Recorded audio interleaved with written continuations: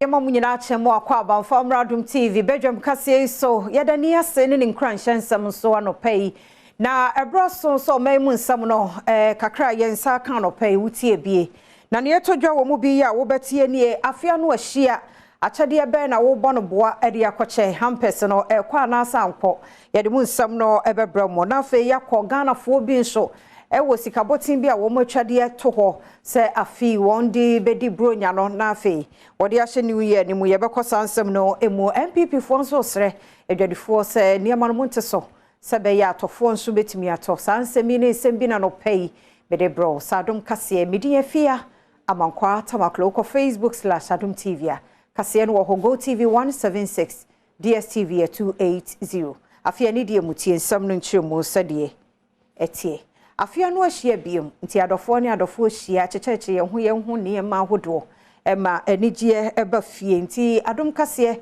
ekomonte so kohwe sade hampers no tie na wo mo atonton bie no sa fie die aban ne de ba ye se MMDC no mu achede hampa bia nti no sade etie ni Adom TV edeba afi we die in fact mo mayenka previous years no it was very good na market wo ho but I feel we market are very slow. Enyema ye crayfra brochure, chocolates, biscuits, de be hampers.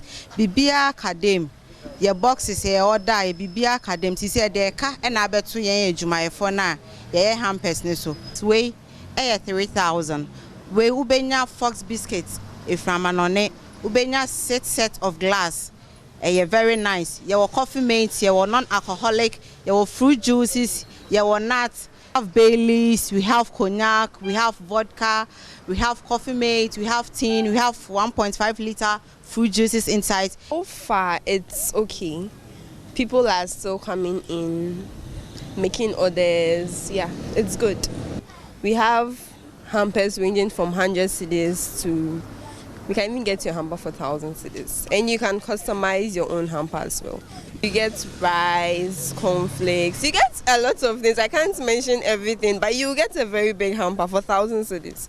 Yes. For me, I always say that this year is better than the previous year. Like there's always an upgrade. There's always something different.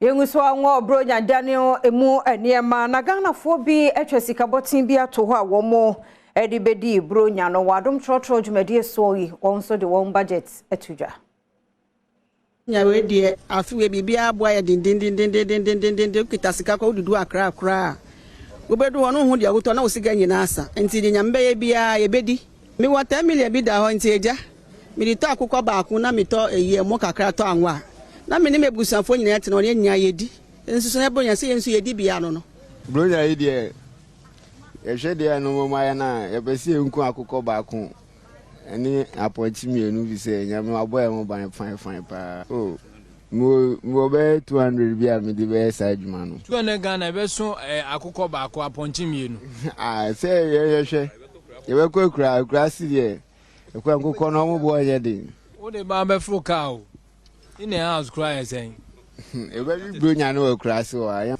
but at least it do about the total normal kakra bi we nya be say 1,000 bi betimi da year or rounds bi normal it's okay me okay with that me family ni ade you betimi manage no the year no ma bia me dey 4 million be di me send me 2 million na 2 million me dey check me how far how far no checking how far saying what is me me girlfriend be be GN e be pie 200 never sum normal mo ko transport na mo ko 200 Ghana yeah ko transport mo drink na dia 200 na say mo lorry fare kra in and out ebi wo morality so no problem manyo kono dia de serpa na eto adwadifo nyina nim se ne die kwan so niema no se de sidi ni gina ne nan so dollar no wone no pe enti nkebe ya wo mo ntete niema so se be ya yenso ya ba beto no ekom be henhan ye wo mo nsemi ensentwefo nhia mudi ase na chocho ni Justin from Ponkudua editudwa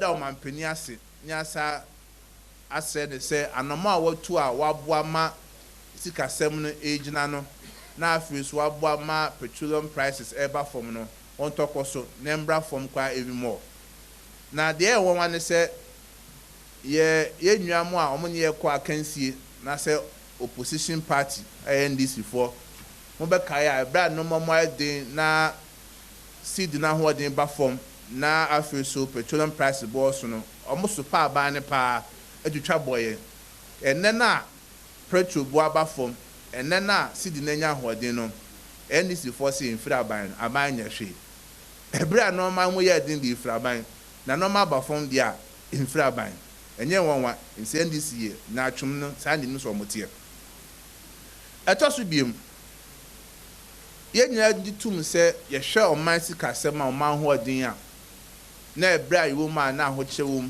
ye nka se ye free ahokyere mu na emum kwan ye nam so ene se de atutu no ma no ye ogidie se emretia mu no oman no ntoma pan be afafra asre mu se petrol bo aba fom yenim se dollar no so ahoɔden aba fom seed na nya ahoɔden enam sanso nti hyɛmboɔ yatete so nti yɛbɛsrɛ yɛnnuamo a ɔmotɔn adeɛ yɛ traders mo a motɔn cement mo a motɔn iron rods plywood gotafo ɛne trade unions nyaa sɛ mo a mo nya yɛbɛsrɛ mo mfa ma no ntum na mo soso motetom normal so sɛ ɛbɛboa ma Ghana Adom TV Badwam kaseɛ na oguso hwɛ no na eku mmienu bi kɔbɔ wɔn sesen wɔ mmarahyɛ badwafoɔ wɔn anim hɔ no mo pɛ nsɛm ahodoɔ na wɔn de ɛkɔtɔ mpanimfoɔ yɛ anim cathedral sika anikwan sɛ aban no wɔn mo agye to mu ne nneɛma ahodoɔ bi a aban so wɔtoto mu no ne nyinaa wɔn mo bɔ nnwo so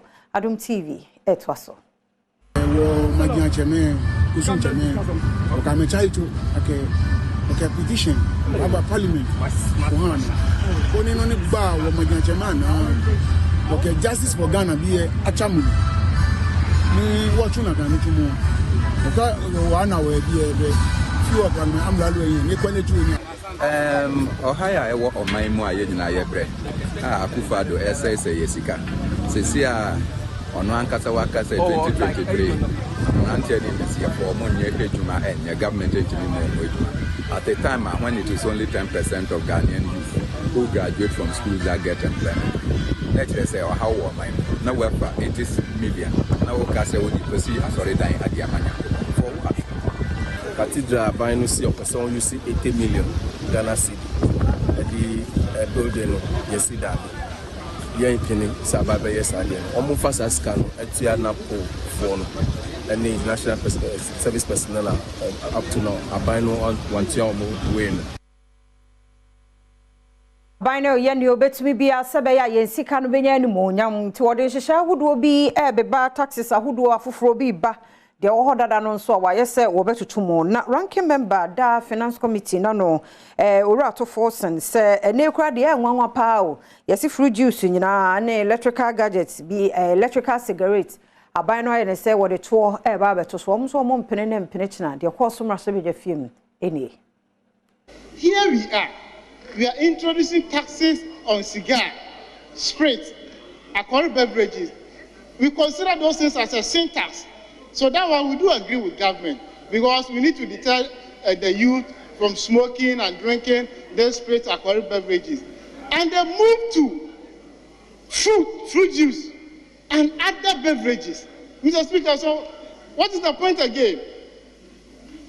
You are taxing us when we take alcohol application and the rest, you are taking taxes from us. If you want to stop drinking application, you want to drink fruit juice, you want to also take tax from us. So do you want to kill us in this country? Do you want us to run away from this country? It's not fair. Let's stick to the alcoholic beverages, tax those people who take the cigar and what. But we those who have repented and want to take fruit juice and beverages, leave us alone. Leave us alone to live longer. Ne krakra ena emrasebedwa ne ya pekosogu editu dwa ewo mrasebedwa fie se aban enhu wono mu anyini ewo man mu mobo esanse asere yi wo so a eboa ema won widie mu adwe won fom na sese ya wode eto kwakoto so yi ede wo hawo ene bebre wo mu. This snuff, it relaxes the body for our grandfathers. My grandfather, I do not use snuff, but my grandfather uses the snuff in order to calm down his blood pressure. Now you are saying this snuff, this small one that is taking, you want to tax it. Mr. Speaker, even the cigarette, one stick, one drop. Cigarette, one drop, just one drop for a filling. They want to tax $0.02 on that stick of cigarettes. But what even surprises me is that after all these taxes, they are going to get only 400 million.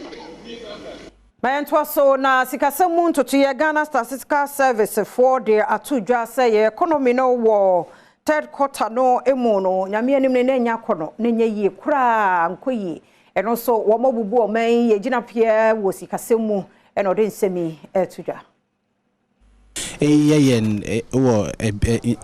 either quarter on quarter na on month on year on year na share third quarter 2021 na de to third quarter 2022 ho ye hu de economy or nyama ye produce wo Ghana han ne final value no o manu do by 2.9% between the third quarter or 2021 na third quarter 2022 share fee subsectors no wa fema sector ne growth rate between the third quarter 2021 na third quarter 2022 omanumudo ye agricultural sector or grow by 4.6% or ye inyama ye produce within the agricultural sector ni subsectors ibini poultry ibini crops ibini fishing and ibini forestry omanumudo by 4.6% between the third quarter of 2021 and the third quarter of 2022 anyway wakade to asese obu nkonta de betudwa se ya woni asoya hodo kabi wonfo etena se na afi nsunso wa wonya ye no wo mo abekwan ye befa so na abo amoma sikasem etimi agina nanan so in Ghana Statistical Service they to go ada ye hwehwe ma policy makers wa ye nyede oye ministers na were in charge of areas na ya bobon ye nwo batena from ne bisa on the manufacturing sector no baneden na o manumudo by 0. Oberform by 0.9%. Construction sector and yebisa minister and the Obandeno Oberform by 0.6%. In a fishing so also the highest growth rate within the agri sector by 10.0%. No, yebo hwehwemie hu dab oye potia on dam growth rate. Na as a country no will learn from each other across the ministries. Mayanto akasia no eso na MPP for enene wode ato ndc fo anim se womo anya krado na womo debate eba no amanyo ensemu ideas womo no so share fanu no mienu na twetwe ni ma MPP Justin Frimpon Kodua na de afutuo ma owura fifi kwete ya wono ye twetwe ni de ma ndc amanyuko no ese wo so oba na wo kire no kwan ya yefaso eye politics enya propaganda itumebua mo Michael animo Adom TV etoso we did general secretary now nyandibi nti wo mesi we me junior na me yo senior nti wo senior futu kakra me de mema one se akonya na fe na waba nti ama me nche no makakra na position a wabenya sisi no we ne se wa di position na propaganda secretary we no enye propaganda sem Sankato aso say MPP amanyuku no aye krado se wonom ede NDC amanyuku no ebefa ntetie mu a kire wonom senia eduru abato a obetumi aboaboa wo ma no ano. The sake of our country's democracy and also to prevent them from telling their supporters to go on the street to cause mayhem when they have no evidence, we have decided to offer it what we lawyers call pro bono, freely, the technical support to assist them in how to collect results in elections. Osanso de to manfo nyina animu se no yoya ndisa amanyuko no da na die ewo afimpinu ane eduru no abato na kire no obia enkasentia ne titiru ene se asedu nkatia nkasa babo ntene so abeka se ebra wonom ekọ asemdibia no na woni nyina so bia. His Excellency John Mahama onso so ebra bia obenya kwan bia no no kasatia judiciary for ama otu omudi nkwa unanimous FC ni nyina chinya no na NDC for nim se no mun se omuni nya so bia enti nwa am central for ne Ghana for asema yebusa ne se enti NDC for de mo ye kanyame enye mu afofiri ana kentokwasi o mem a kasabi mo ye kunkun ye ho akontokwa na nyina so bia eni so.